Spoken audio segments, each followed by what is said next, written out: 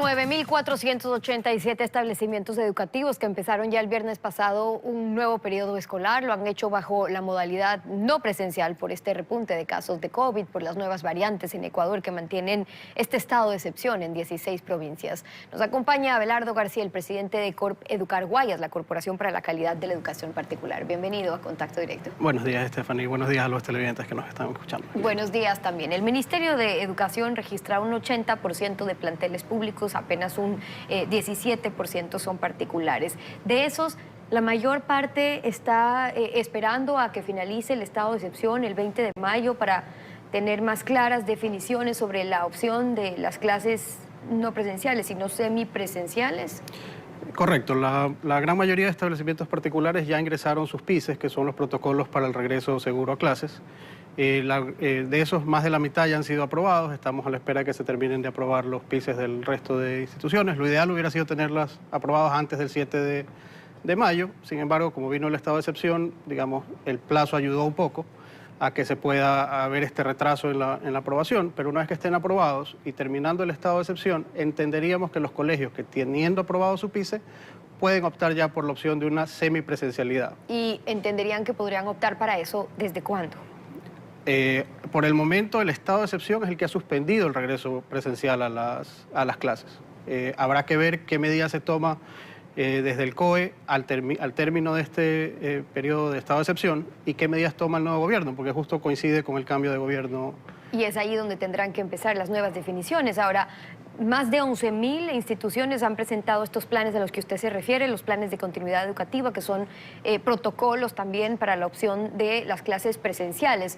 Un retorno progresivo, sin duda, pero no todos han sido aprobados y ahora lo que está ocurriendo con las nuevas cepas, con esta mayor transmisibilidad, los riesgos de mayor letalidad, van a depender también de los informes epidemiológicos, por más protocolos que se puedan tomar. ¿Qué pasa ahí?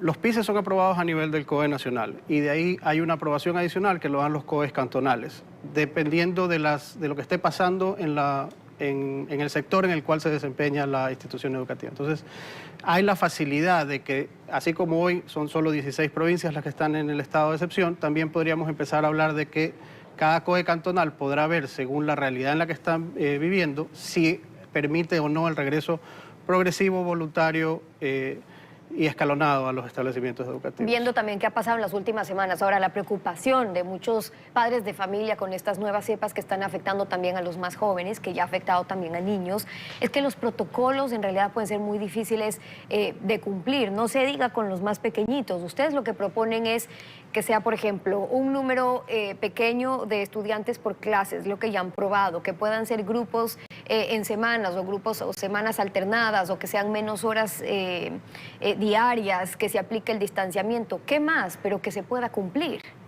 A ver, los protocolos de seguridad, así como hay al momento de ingresar a un establecimiento o al momento de ingresar aquí al canal, hay un sinnúmero de pasos antes del ingreso. Ahí tienen un primer filtro. El uso constante de mascarillas es el otro, y el distanciamiento social. Recordemos que los establecimientos educativos del país en este regreso progresivo van a contar probablemente con un 20 o un 30% de la capacidad que tienen para recibir alumnos. Entonces, nuestras instalaciones están listas para manejar esos distanciamientos sociales y poder evitar así cualquier riesgo de contagio.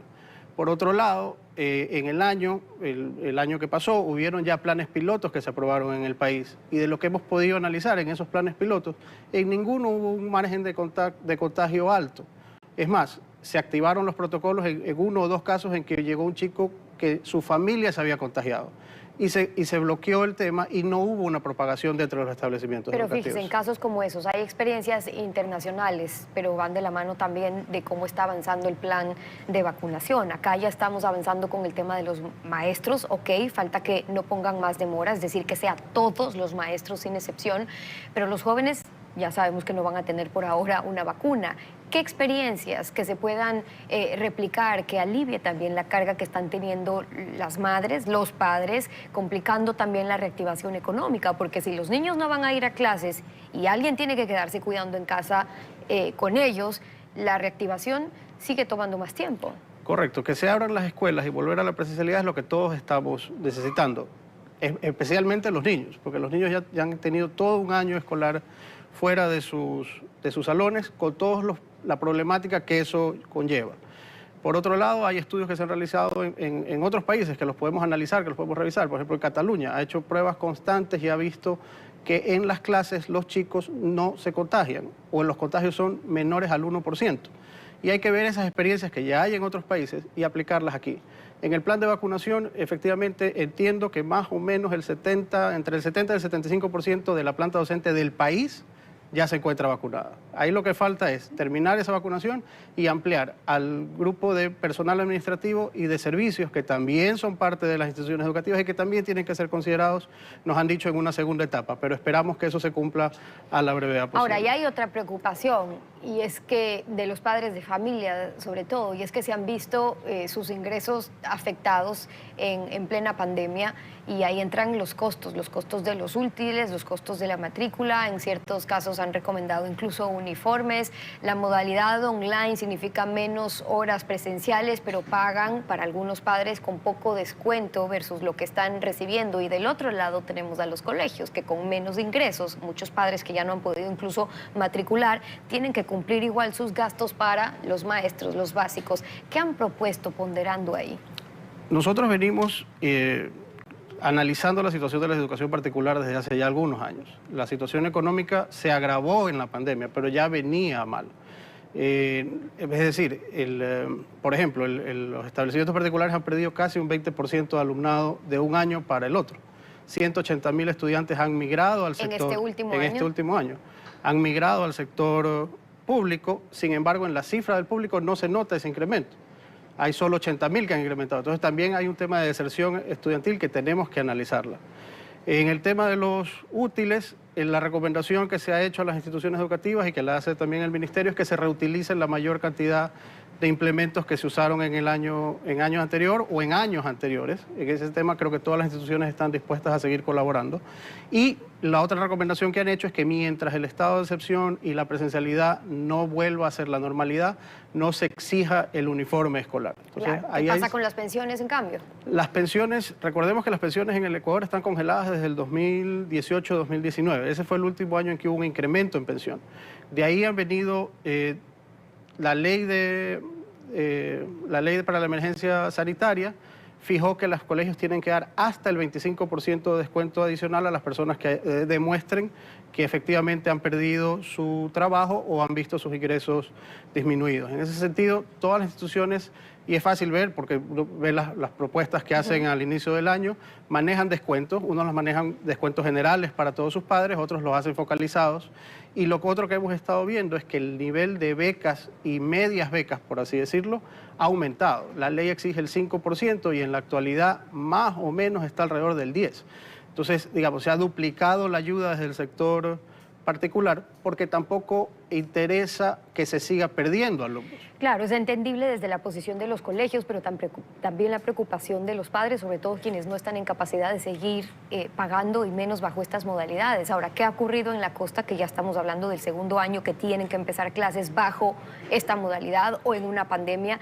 Y hay experiencias que nos deberían preocupar incluso mucho más. Usted ya ha hablado de cuántos chicos están dejando en la práctica de estudiar, el abandono de las clases cuyos padres o no pueden pagar o simplemente no tienen cómo adaptar su modalidad en casa a virtual, o no funciona el internet o no se acopla el chico a esta modalidad.